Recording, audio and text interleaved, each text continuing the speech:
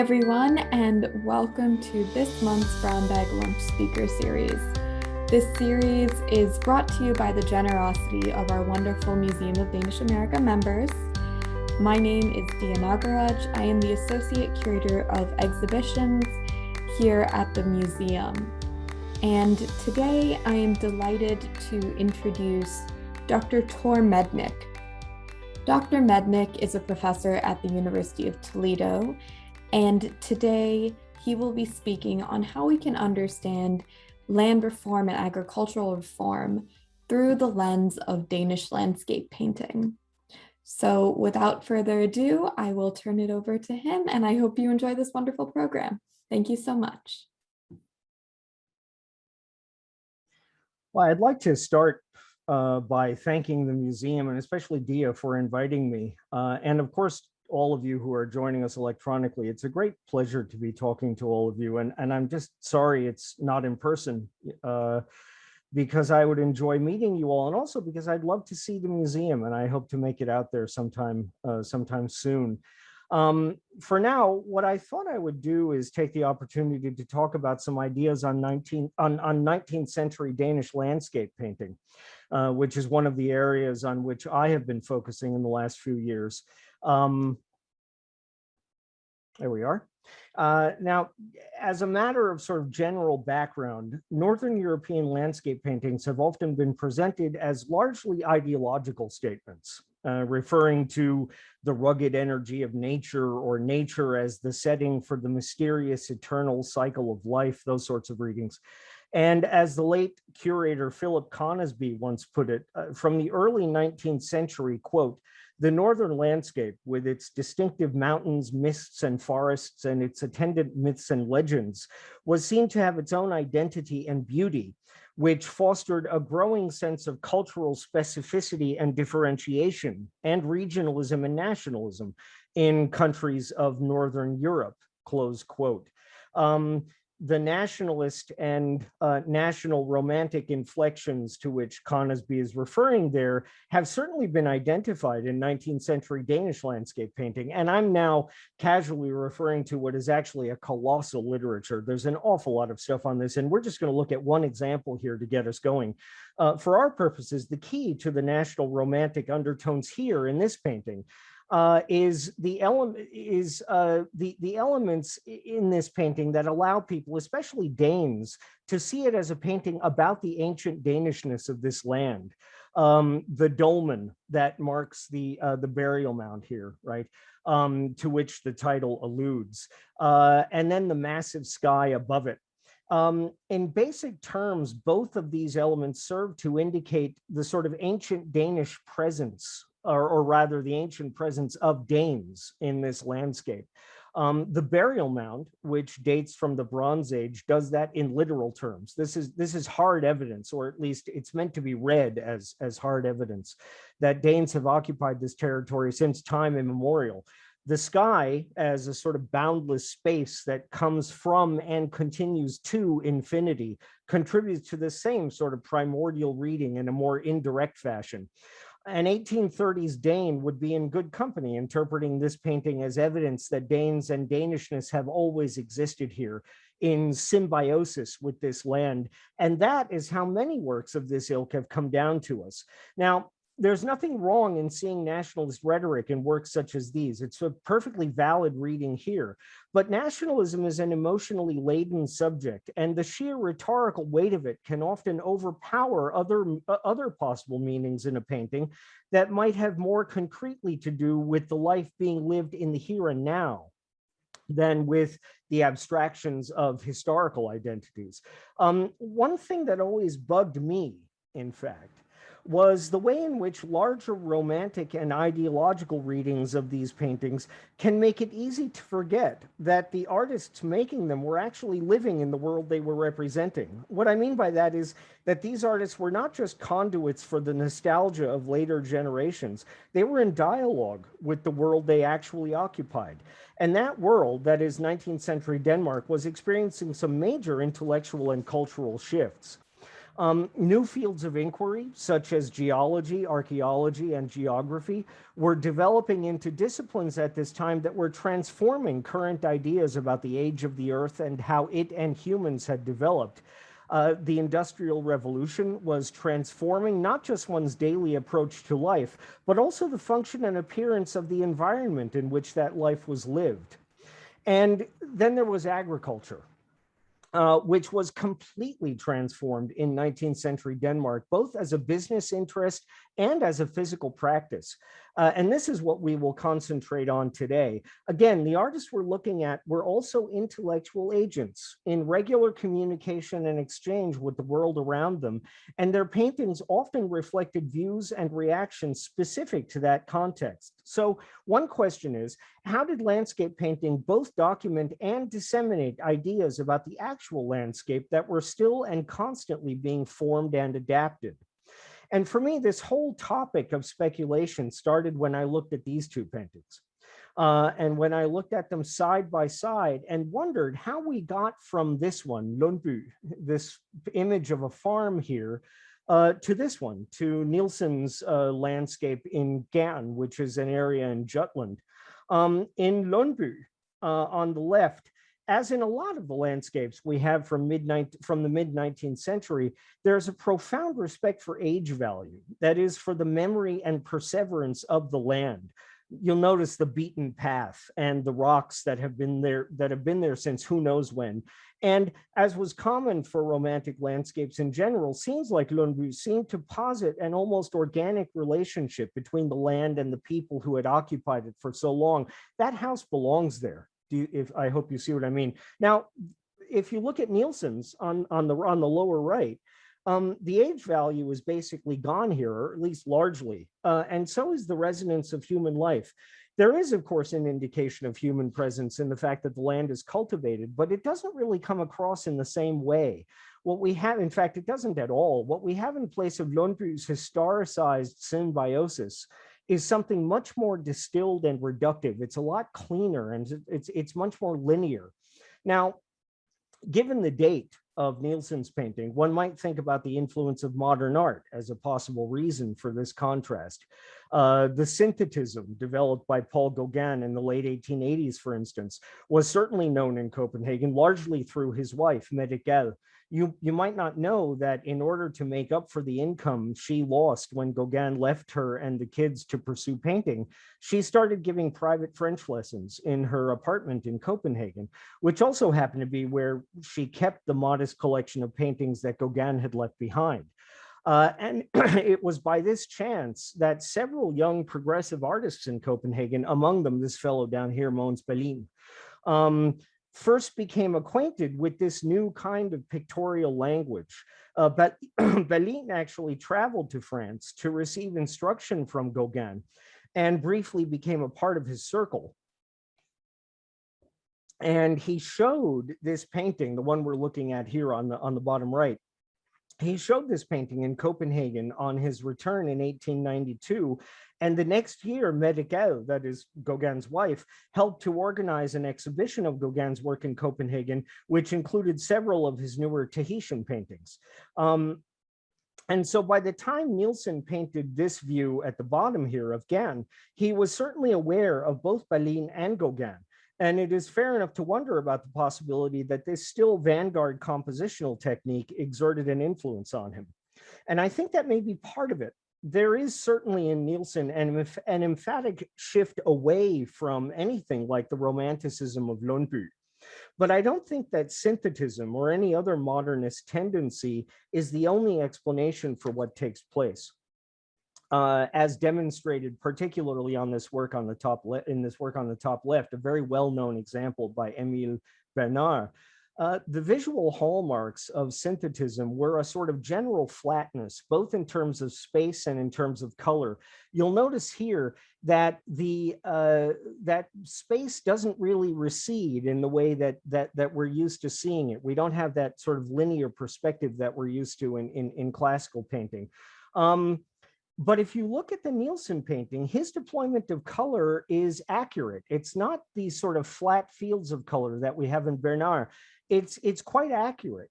Notice, for instance, the modulations of greens and browns he incorporates into that central horizontal stripe there to indicate variations of maturity. And he's been very careful to communicate a plausible recession into space. This looks like a space one could enter and recognize, right? And there's a priority here in that sense. There's a priority placed on what he was actually looking at. And this is reflected also in his sensitivity to the topographical slopes of the terrain.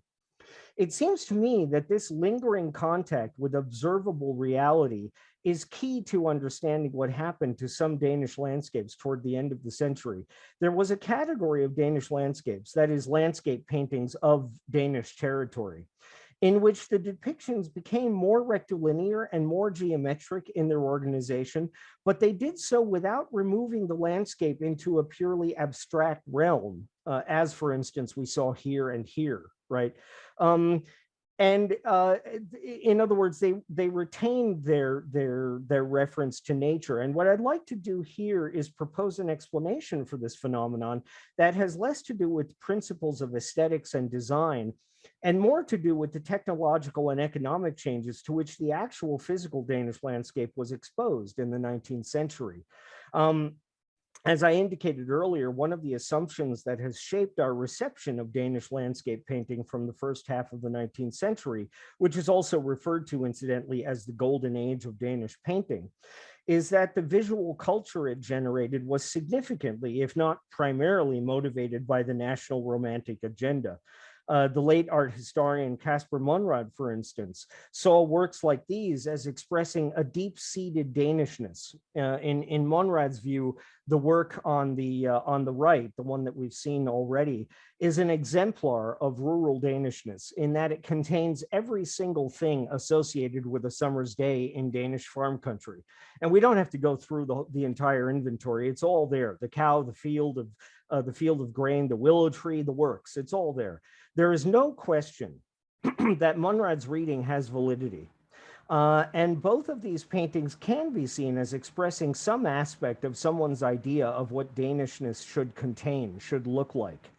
One thing that's interesting to me, though, is that these interpretations, especially regarding the picture on the right, are based on a selective interpretation of individual objects or individual symbols within the work. And this sort of approach tends to value Golden Age landscape paintings as sort of easily and immediately legible systems, that is, works of art in which it is clear what the objects and figures represented. So in the farm picture on the right, the cow, the planted fields in the middle ground, and the house are simply read as predictable elements in a cozy and straightforward representation of farm life. And in this sense, the symbolic meaning created by the painting was equal to that of the objects in the painting, right?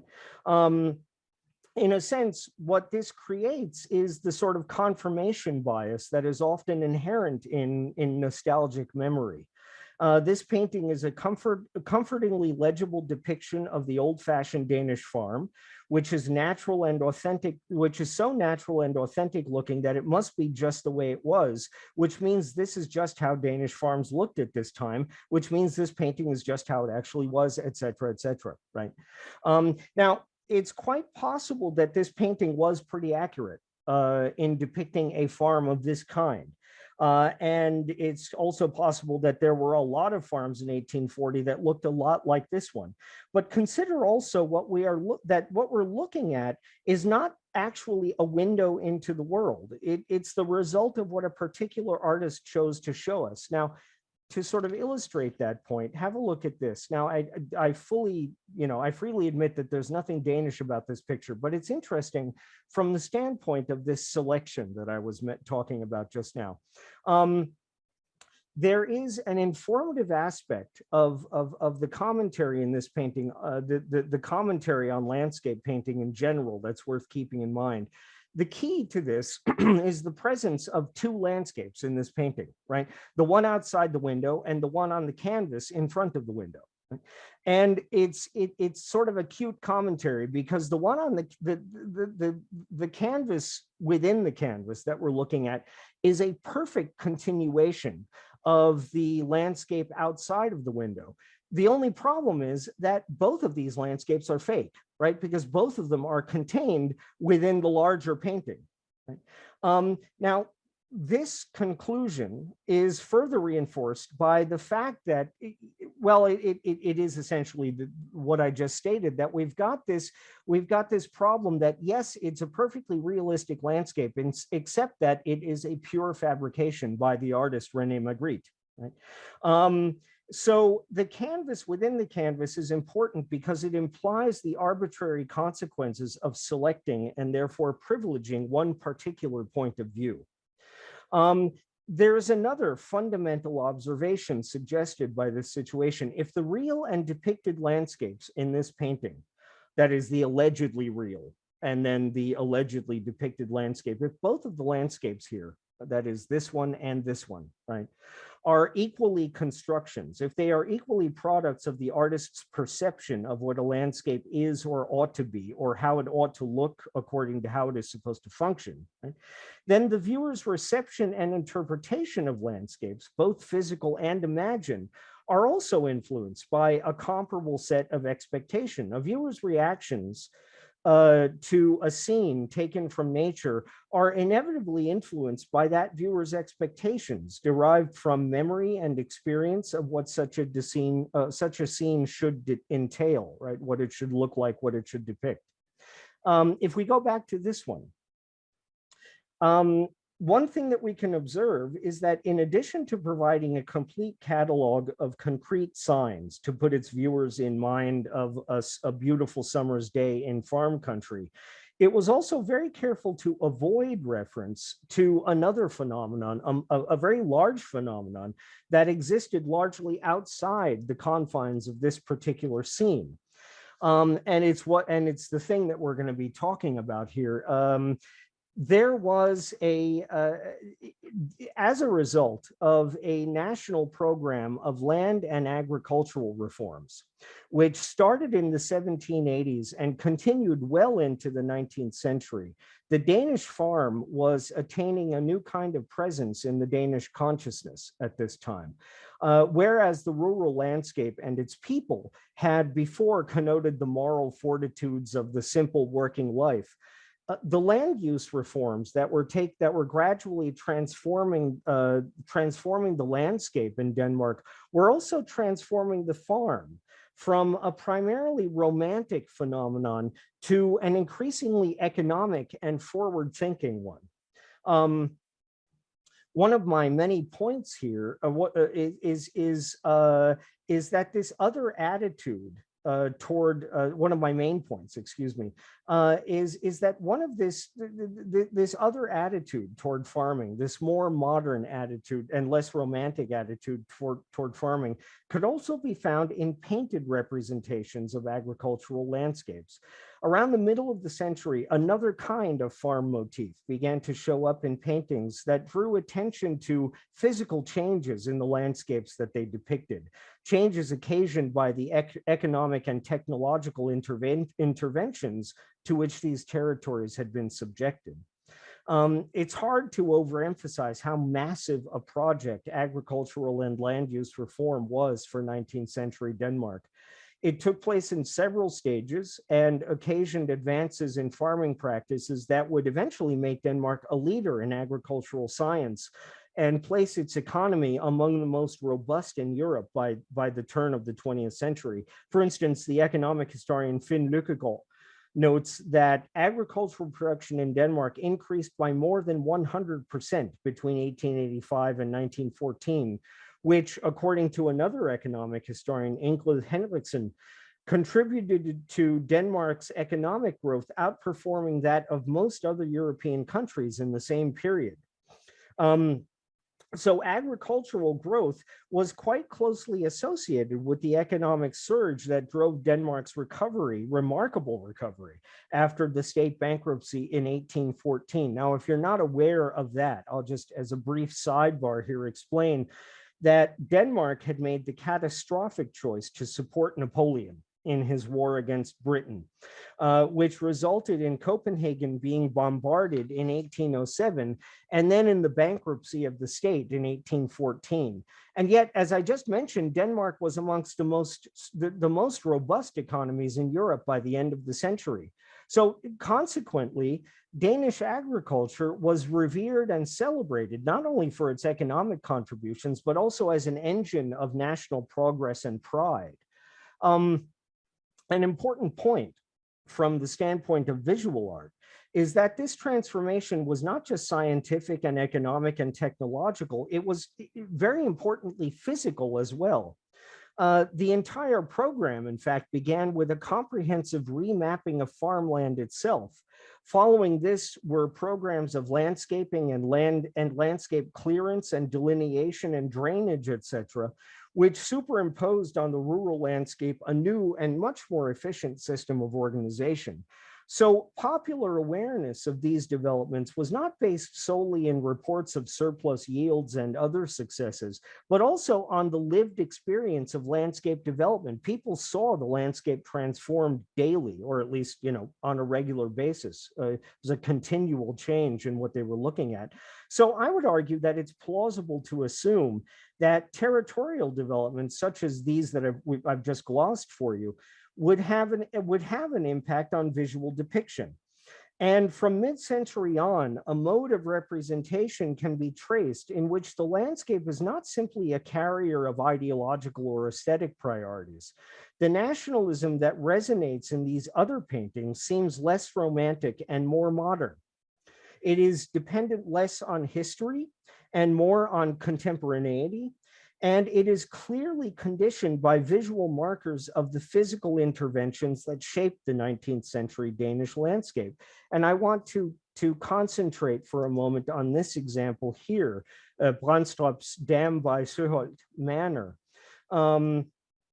Now, this provides an interesting example of this alternative mode of landscape rendition. Now, I have a colleague in Copenhagen. Her name is Gertrud Ølstad, and she's the director of the Hirschsprung collection, a very, very prestigious. She's brilliant. She's just brilliant. And she has written about this painting, and she points out that it is particularly remarkable, this painting, because of its frank lack of attachment to romantic landscape ideology. The site of this somewhat backstage view of farming industry is in fact a prominent estate, but it's not the stature of the location that motivated Brandstrup's picture here. Certainly the meticulous care he took in rendering the foliage surrounding the pond and the perceptual immediacy of such a personal encounter with nature, all of that indicates Brandstrup's allegiance to the academic hallmarks of Danish Golden Age painting. But in a sense, the intimacy engendered by this visual approach may be seen to characterize Brandstrup's picture generally, and in this work, among others that he painted during his visit to this estate, Brandstrup abandoned the more public spaces on the estate, the spaces that one would have expected for artistic landscape renditions to depict, in favor of private areas like this. This estate was known for its fabulous Baroque gardens, really elegant, right?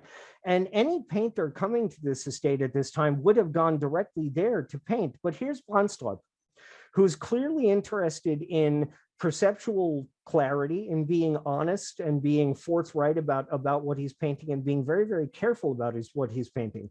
But he doesn't apply that to the beautiful scenes. He applies it to this backstage thing, right? He applies it to this very unassuming motif, and an area that, as I say, only private access would see.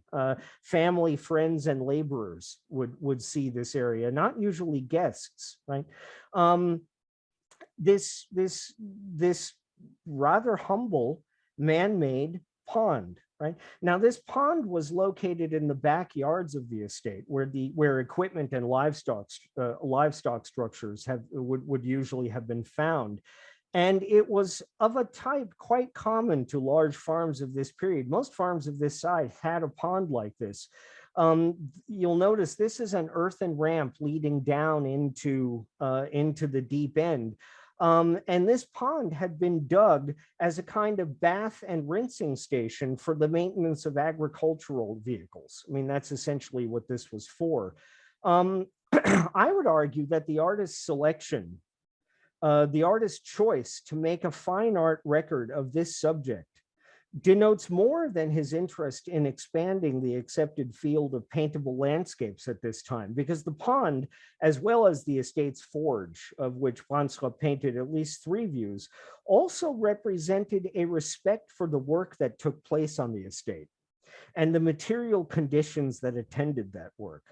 And scattered throughout the vast body of 19th century Danish paintings featuring farms and planted fields are occasional moments of structural representation like this. And you'll notice here, what we're looking at is not a natural canal. This is a drainage canal, right? This was a canal that was dug here in order to support the farming system here, particularly after this farming area had been rezoned and resurfaced and replanted and so forth, reorganized, right?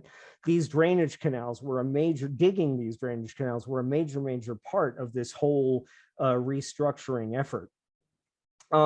And so this is another example of a sort of concentrating on something much more structural than it is romantic. It's a pretty picture, of course, but where the foreground is being given over to the more sort of matter-of-fact area of the farm than the sort of just the beautiful picture of the grazing cows, right, that we would often see. Images like these two that we're looking at, which demonstrated an increasing interest in depicting and documenting the mechanics and industry of agriculture by foregrounding indications of its physical practice and consequences, continued to be interspersed with others more in the sort of historicized romantic vein. And what's interesting to note is that over the course of the last few decades of the century, as these images dealt more directly with the technological aspects of farming and increasingly treated the practice of farming as the central motif, they seemed also to become more modern. For example, I'd like to look at this painting for a little bit. This painting by Vermeeren. Now, as you can see from the comparison here, what you're looking at, this is the studio here on the study rather here on the left for this finished work here. Excuse me. And in the finished work, it is the figure that draws our attention. But what interests me in the context of our discussion here is Vermeeren's approach to the landscape in which the figure is placed. To make my point, I'm going to concentrate on the study and compare it to a painting by another prominent landscapist, and that is Wilhelm Koon, who painted this other picture in the same year. And I want us to compare these two pictures.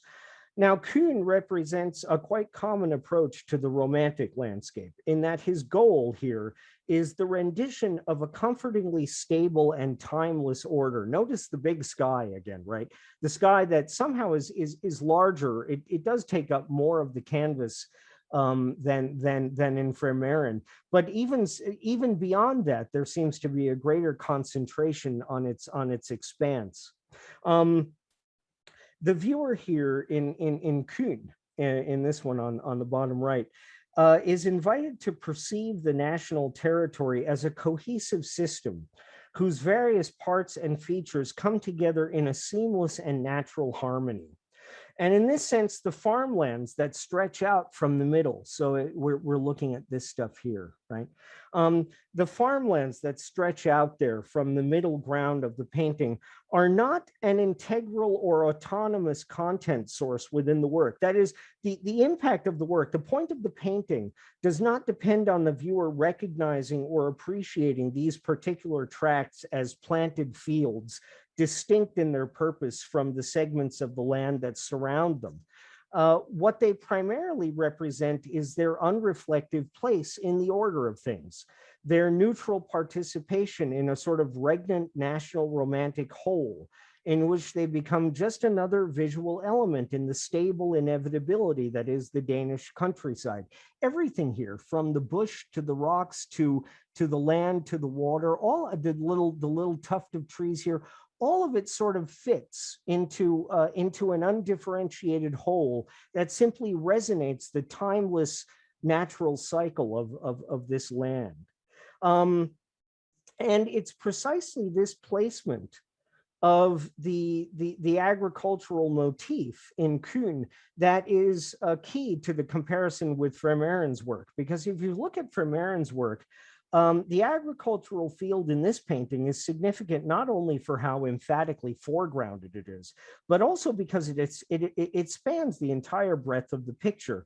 A plot of land placed so as to span the entire foreground would typically be understood generally in landscape paintings when you have land that goes all the way across like this. It's understood as an implied invitation to the viewer, a sort of ground on which one could imagine walking into the scene, right?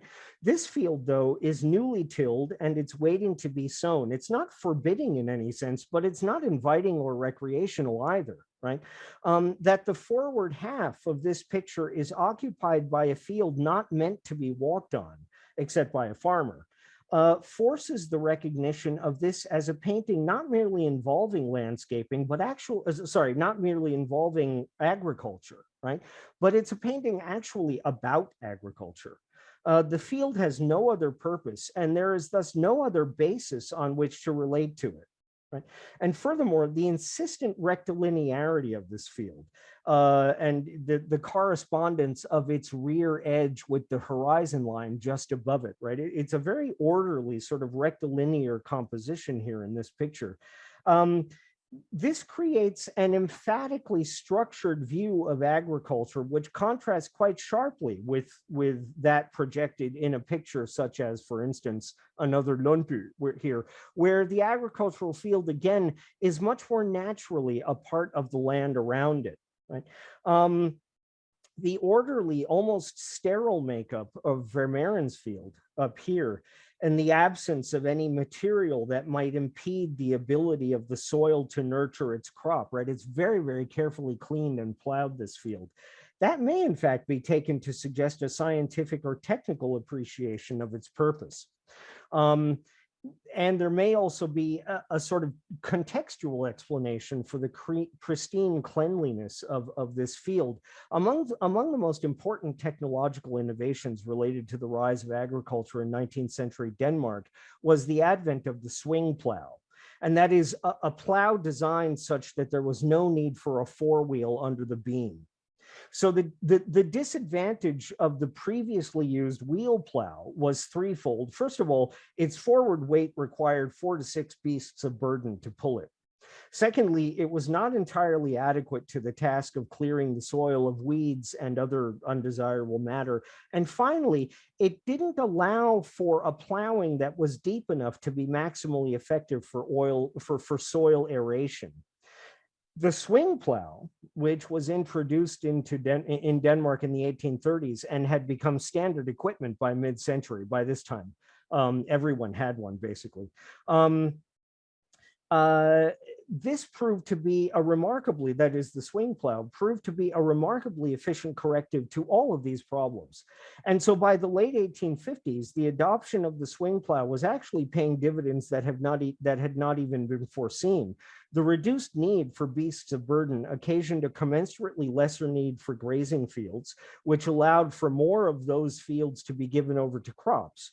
The subsequent increase in production of grain created a surplus that allowed Danish farmers to cover domestic demand while selling the remainder on the international market, primarily to England at this time. There's a tremendous economic success of this moment, which is still recalled reverentially in grade school textbooks as the grain sale period, right? This contributed to capital investments in infrastructure, in railroads, steamships, harbors, etc., that transformed the industrial landscape of Denmark in the second half of the century. And in addition to that, the unfamiliar advantage of disposable income allowed the average farmer to avail himself of imported industrial and colonial goods that would have been prohibitively expensive a generation earlier. And so in this way, the growth of agricultural industry rapidly created spectacular improvements in the standard of living across society. So while the dam at Søholt Manor and Vermeiren's work, while they made no direct references to these economic developments, they do treat the agricultural motif in a way that prefigures the more modern approach to this subject matter that we saw in Nielsen's picture that we started with. And we also see here in this picture by L.A. Ring, which doesn't have a date, was probably sometime in the 1890s or early 1900s. And Ring's image is of a Danish landscape that absolutely celebrates agriculture as a central component of its industrial life. Here, a vibrant, saturated, and conquered field of cultivated land not only distinguishes itself, it actually frames everything we see beyond it. I mean, this is not just agriculture in the foreground. This is agriculture that we actually have to look through in order to see the rest of the picture, right? It's very, very emphatic in that sense. Agriculture is not an equivalent component of the natural cycle here. It's a living expression of nature's power to produce. And this altered framework is joined to a comparably altered meaning in the landscape it supports. It's not just that the field is more prominent here, but the landscape around the field is different as well. In Ring's painting, the ascendancy of agriculture is the condition through which the Danish countryside must be viewed. And Ring's composition leads the viewer's gaze not to a sort of dusky horizon of complacency and quietude and romance and so forth, but to a sunlit valley of economic attainment. We're not being asked to look at a present profoundly wedded to its history. We're looking at a here and now, very confidently aware of its future. Excuse me, this is a verdant territory, right? Navigated on paved roads rather than hiking trails. And these roads are dotted as naturally by houses and trees, and importantly, by houses as by trees, excuse me. In other words, there's as much natural growth here as there is man-made development here, right?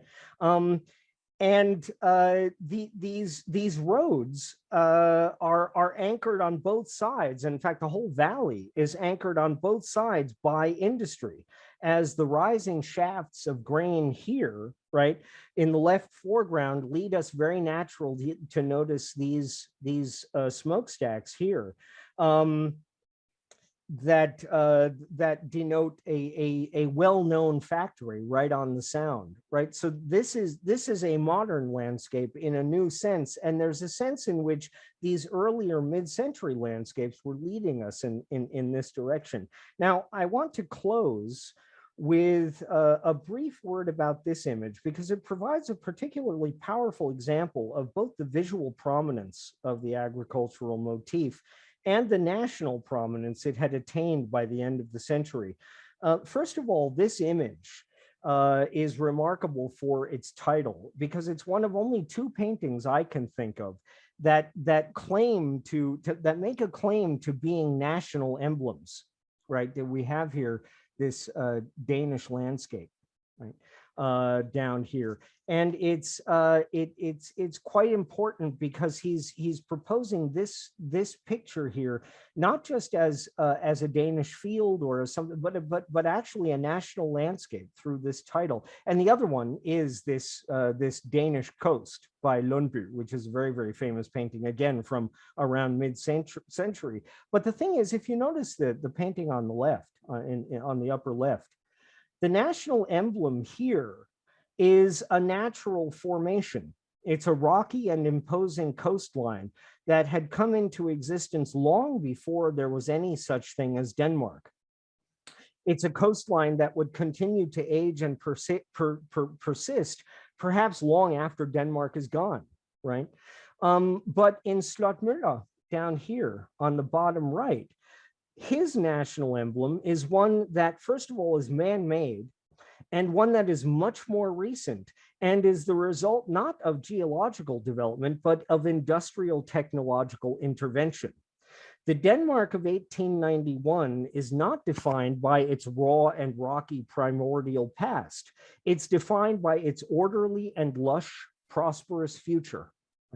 And that is the trend that I have tried to identify for you over this talk.